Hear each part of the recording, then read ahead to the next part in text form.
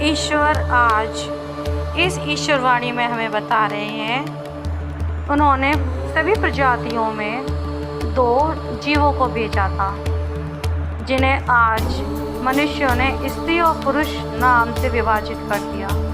उन्होंने इन 2 जीवों को भेजा संसार के सृजन के लिए, संसार में अपनी प्रजाति को बढ़ाने के लिए। लेकिन मनुष्यों ने स्त्री जाति को अत्यंत ही दोयम दर्जा प्रदान कर दिया।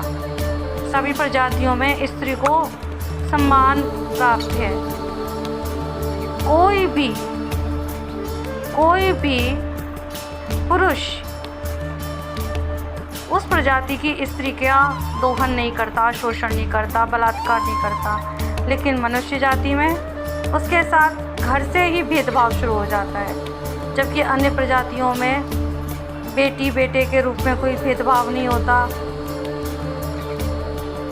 रिचुअल्स के नाम पर, शादी के नाम पर कोई किसी का दान नहीं करता, कोई किसी का शोषण नहीं करता। लेकिन केवल मनुष्य ही प्रजाति ऐसी है जिसमें विवाह के नाम पर उसका शोषण होता है, घर पे बेटी बेटे के भेदभाव के रूप में उसका शोषण होता है। किसी परिवार में अगर बेटी का जन्म हो जाए पहले, तो बेटे की उम्मीद से दूसरे बच्चे का जन्म करवाया जाता है, दूसरी भी बेटी हो जाए, तीसरा, ऐसे करके कई बेटियों का जन्म हो जाता है। लेकिन वहीं अगर बेटा पहले हो जाए तो वो ट्राई भी नहीं करते, कोशिश भी नहीं करते कि दूसरा बच्चा हो जाए जो बेटी हो। यहाँ तक कि मन्नत भी करी जाती है तो बेटे की करी जाती है, कभी कोई मन्नत बेटी के लिए नहीं करी जाती है। जो स्त्री को जो दोयम दर्जा प्रदान किया है, ये सिर्फ इस मनुष्य जाति में ही किया गया है।